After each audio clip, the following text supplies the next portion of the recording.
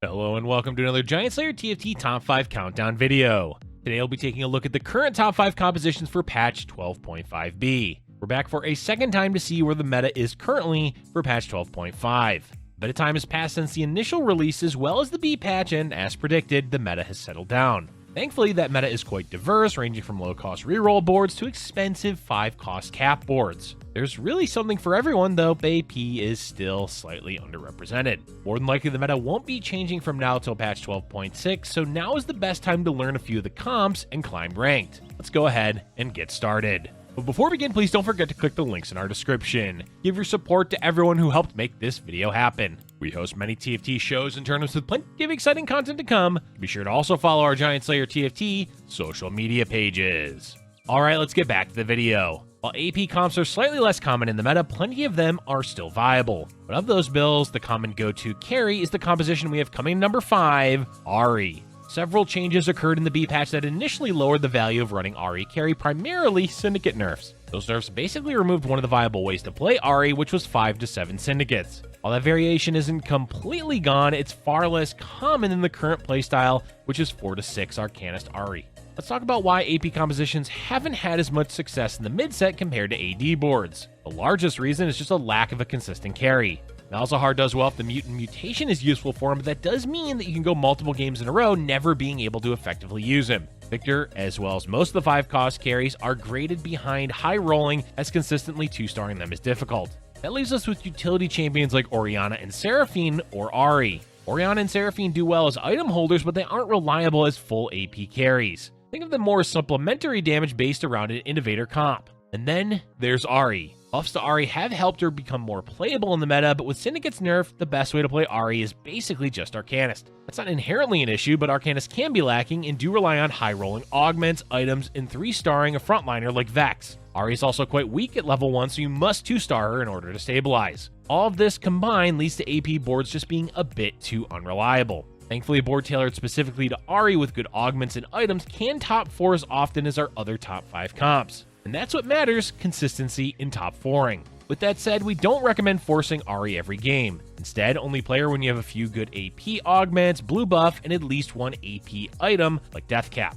Ideally, you want to be on a win streak early game to have enough health to stabilize in the mid game, but the important part is having a solid front line to buy AHRI time. If you're not able to put all those puzzle pieces together, then we suggest tossing it out and getting a newer and easier puzzle to play with.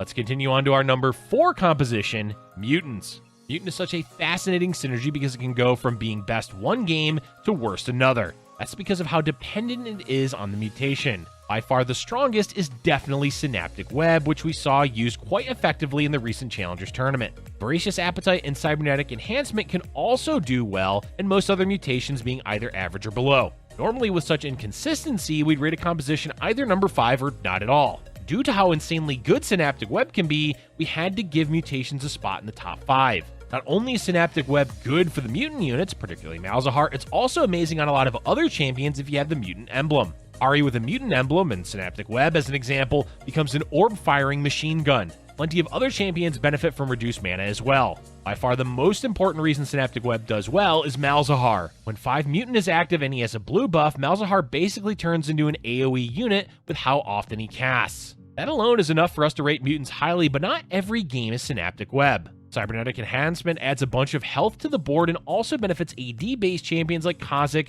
or other non-mutant carries with an emblem like Draven, Sivir, and Irelia. Voracious Appetite can also do well, especially with the unique interaction of running a bunch of Zizzirots to feed more stats to the mutant champions. All in all, we don't recommend playing mutant every game because it's not the type of composition you can hard force and consistently do well with. Instead, keep an eye out for specific mutations like Synaptic Web and determine if you can use it effectively based on your items and augments. In those situations, you will easily top 4 and can even win the lobby. Next up, we have TWINSHOT coming in at number 3. TWINSHOT is a unique composition in the meta because it's not defined by any specific carry. Most boards you can play a carry, build a cohesive composition around them, then call it a day. That's not the case for TWINSHOT because all 4 of them can be used effectively for dealing damage. Jinx is the outlier due to being a 5-cost, but being a 5-cost does add validity to a late-game TWINSHOT board since having Jinx 2 provides good scaling. The primary reason we see TWINSHOT so often is because you can stabilize early by playing Corki, Lucian, and Gangplank. Augments also come into play like Sharpshooter, but at the core of it, those three champions can be used as early as stage 2. If you want, you can then reroll for one or all of them and do just fine cruising on into the top 4. Or as mentioned, aim for late game scaling by tossing in a Jinx. Yes, Jinx from Arcane.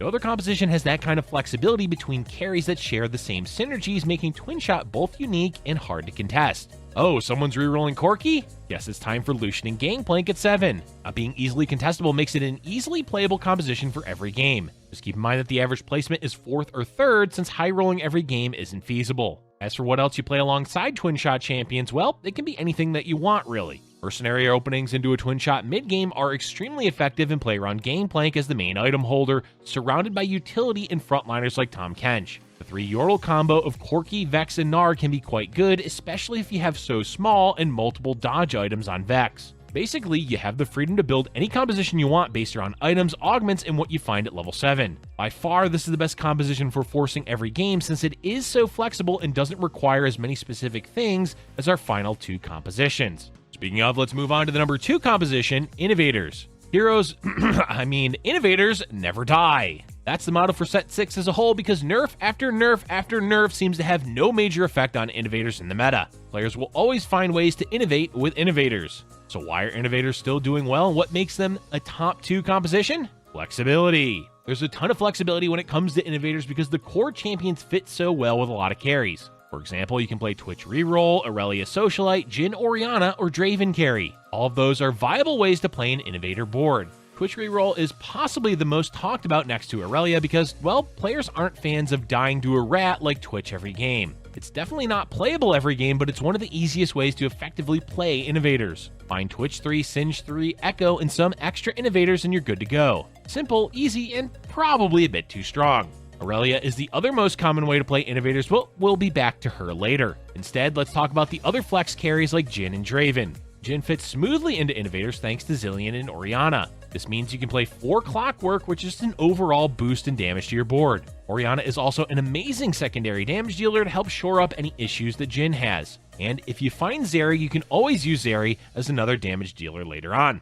Draven is mostly a generic stand-in damage dealer, but again, being able to toss him in to deal AD damage is helpful. In addition, you can easily have Draven played alongside 4 Clockwork or just as a safe backline carry. Jace is key in this version at either buffing Draven in the backline or standing in the front to soak more damage. The crux of Innovators comes down to Echo. Echo is the glue that binds Twitch Reroll to Innovators, provides scrap for the early and mid game, and is an essential buff or debuff in the late game. As long as you find this champion, you can play Innovators.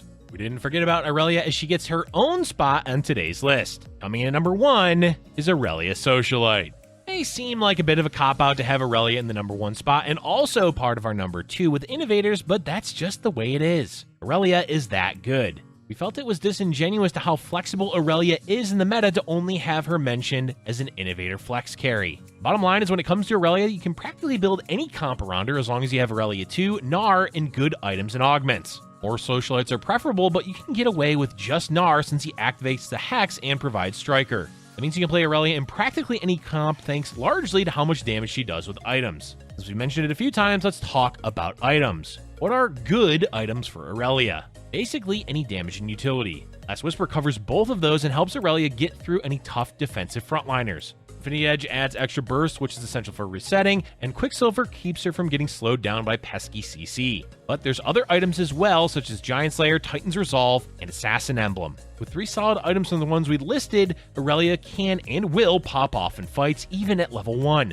This makes Aurelia by far the most consistent 4-cost carry in the meta. You don't have to worry about the board or the enemy's board, just get good items, Aurelia, Gnar, and some augments and go pop off to your top 4. Innovator is definitely a top tier variation for Aurelia since it gives extra utility in another Socialite champion with Seraphine. Vertical Strikers is also playable, though it won't often scale as well. Then there's Scrap Striker or Scrap Innovator. Or you can toss all that aside, play 3 Socialite and a bunch of utility. As we said, Aurelia is incredibly flexible, so the sky's the limit. Overall, if you want consistency and aren't a fan of rerolling, Aurelia is our recommended 4-cost carry to play in the current meta. Alright, that concludes our second round of top 5 compositions for patch 12.5b. But before we go, there's a few honorable mentions to cover. Our first honorable mention is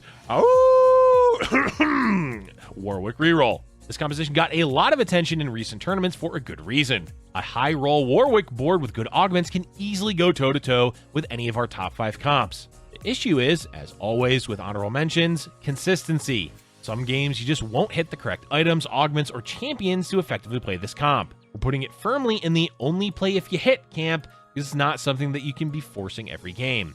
Another reroll composition still floating around is Talon reroll. Talon definitely fell off hard after the B patch, but if you hit Talon 3 early enough with decent items and augments, you can still do well. Maybe not win, but definitely end in 4th, 3rd, or even 2nd. A recommendation for when to play this composition is if you find VIP Talon 2 early in the game, usually no later than 3-1. If you do, great! Talon reroll is playable. If not, well, maybe transition at level 7 to a different board. Our final honorable mention is Debonair, specifically Draven or Zeri carry. Draven is definitely the more likely option, but both of these champions can do well with VIP and a board built around them. The main issue for Draven is that he needs a solid board to do well and perfect items. Without those, the composition falls apart. This often requires a lot of high-cost champions, making Draven boards quite expensive and not appealing for anyone going into Stage 4 without an amazing economy and a lot of health. Zeri is in a similar boat, just that her boat is a Hail Mary life boat because playing to transition to a 5-cost carry is risky. Even more risky for Zeri because you really want to VIP her. But if you're able to 2-star a VIP Zeri, then you're likely going to place in the top 2 just because of how darn good she is in the late game. All in all, Debonair has a lot of variations, including the Talon reroll, but it's filled with a lot of inconsistencies.